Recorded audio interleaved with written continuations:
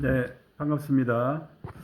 오늘은 단독주택과 아파트에 대해서 제가 둘 다 살아본 입장에서 한번 말씀을 좀 드릴게요. 잘 들어보시고 선택은 여러분들이 하시면 될 것 같습니다. 지금 현재 저는 단독주택에 살고 있습니다. 단독주택의 장점을 한번 말씀을 드려볼게요. 첫 번째로는 대지 지분을 가지고 있습니다. 그래서 아파트와는 달리 대지 지분을 가지고 있기 때문에 재산 가치가 하락되는 경우가 없습니다. 또한 이걸 가지고 대도시나 이런 데에서는 대지 지분을 가지고 있기 때문에 이거를 허물고 수익형 주택이나 다가구나 이런 걸로 다시 신축을 해서 할 수 있다는 장점이 있습니다. 두 번째는 관리비가 없습니다. 관리비는 아파트는 보통 10에서 15만 원 정도의 관리비가 있죠. 순수 관리비가 그 정도 될 겁니다, 아마. 그런데 단독주택은 그런 게 없습니다. 그 다음에 장점 세 번째, 층간소음이 없다. 요즘 층간소음 때문에 살인사건까지 나는데, 주택에 살면은 그런 문제점은 없습니다. 장점 네 번째, 집값의 변동폭이 적다. 이거는 장점도 될 수 있고 단점도 될 수 있습니다. 부동산 시세에 대해서 오르락내리락 변동폭이 좀 적은 게 단독주택입니다. 그 다음에 장점 다섯 번째로는 시간이 지나도 가치가 떨어지지 않는다. 왜 그렇습니까?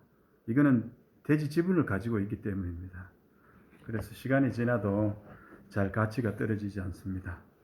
여섯 번째, 텃밭과 마당을 이용해서 채소 기르기 이런 것도 할 수 있고, 그 다음에 가족들이 모여서 밖에서 숯불에 고기도 구워 먹을 수 있고, 이러한 장점이 있습니다. 요게 이제 주택에 살면서 장점이고요. 단점으로 따지면은 다 장점만 있는 건 아니죠. 단점 첫 번째는 오래된 단독은 난방비가 많이 듭니다.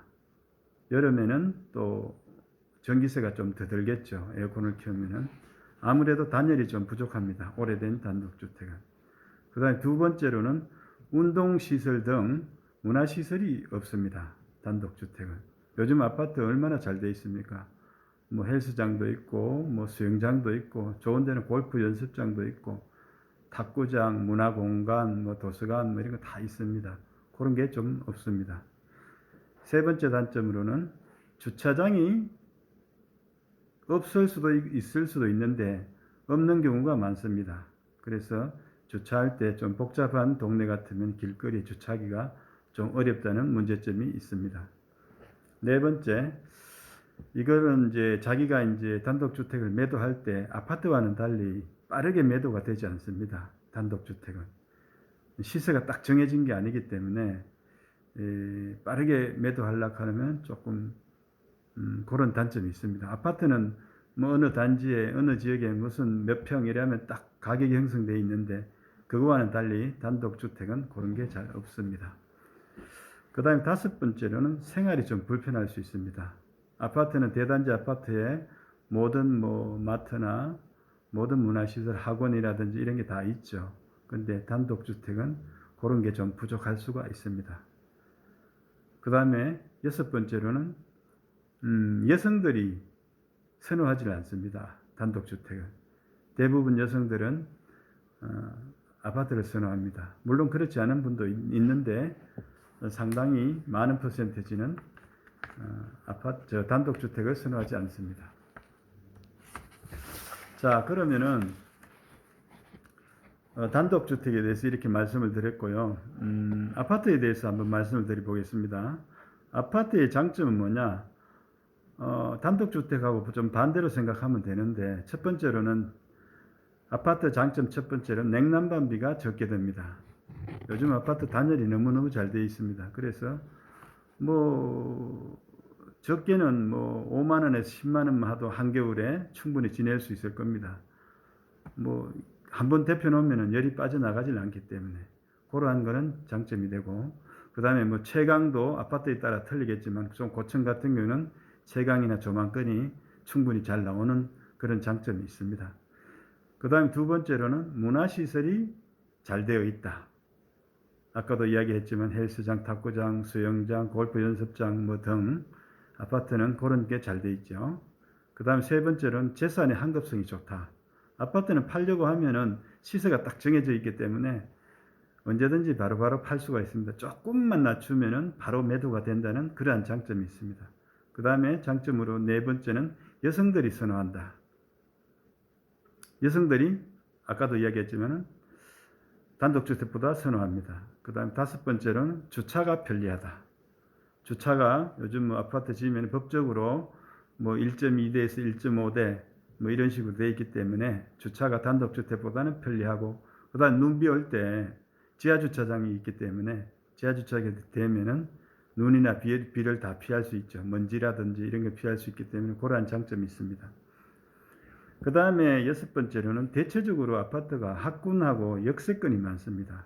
물론 뭐 단독주택이 없다는 것은 아니지만 대체적으로 아파트를 지을 때 자기네들 브랜드 가치를 높이기 위해서 학군도 좋고 역세권도 좋은데 그런 데 많이 짓기 때문에 그런 게 대체적으로 단독주택보다는 좋다는 것을 말씀을 드립니다.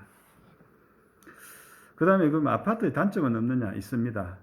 첫 번째는 매월 관리비가 있다. 얼마냐? 10에서 15만 원. 이건 난방비, 매월 관리비에는 대부분이 보면은 전기세, 수도세, 그거하고 일반 관리비가 있습니다. 그래서 보통 뭐 적은데도 15만 원 정도, 10에서 15만 원, 많은 데는 이걸 포함하면 20만 원. 겨울철, 여름철 관계없이 요거는 수도 전기세는 뭐 거의 큰 겨울이나 여름에 좀 변동이 있습니다. 일반적으로 봄, 가을에도 한 15에서 20만 원 정도 나온다는 점. 순수 일반 관리비가 한 10에서 12, 3만 원 정도 나옵니다. 거기 매월로 치면은 1년에 한 130, 40만 원, 많게는 150만 원 이렇게 되니까 그것도 좀 큰 돈이라고 할 수 있겠습니다. 그 다음에 단점으로 두 번째 층간소음이 있습니다. 아파트는 아무래도 여러 층이 있기 때문에 층간소음이 있어서 아래층에 조심을 해야 되고 또 위층에서 또 피해를 보지 않아야 되고 이러기 때문에 그거까지 다툼도 있을 수 있고, 그 다음에 예를 들면 뭐 피아노를 세게 친다든지 밤늦게 피아노를 친다든지 이런 일도 없어야 되죠. 예민한 사람이 있으면 그것도 분쟁의 소지가 되죠.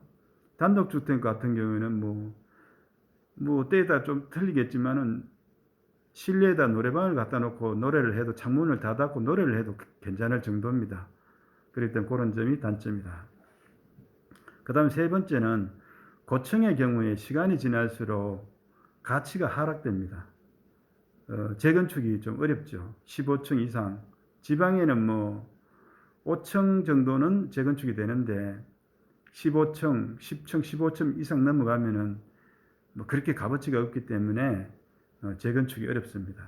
근데 대도시에는 15층 정도 돼도 이렇게 재건축을 하는 경우가 있습니다. 지금 15층을 허무르고 40층, 50층을 올리면 되니까요.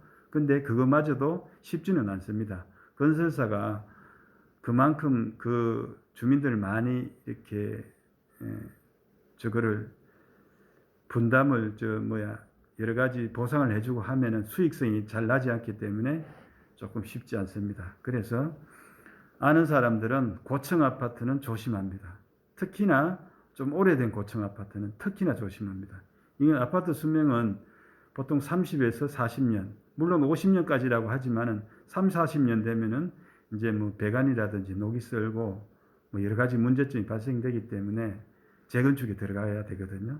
그럴 경우에 재건축이 어렵습니다. 그러한 점이 제일 좀 단점인 것 같습니다. 그래서 일단은 제가 여러 가지로 더 이상 더 많은 여러 가지 장단점이 있겠지만은 제가 느끼기에 큰 것만 이렇게 생각을 해서 이렇게 말씀드렸습니다. 여러분의 선택은 여러분들이 하시면 되는 거고요. 하여튼 오늘은 아파트와 단독주택의 장단점에 대해서 한번 말씀을 드렸습니다. 예, 감사합니다.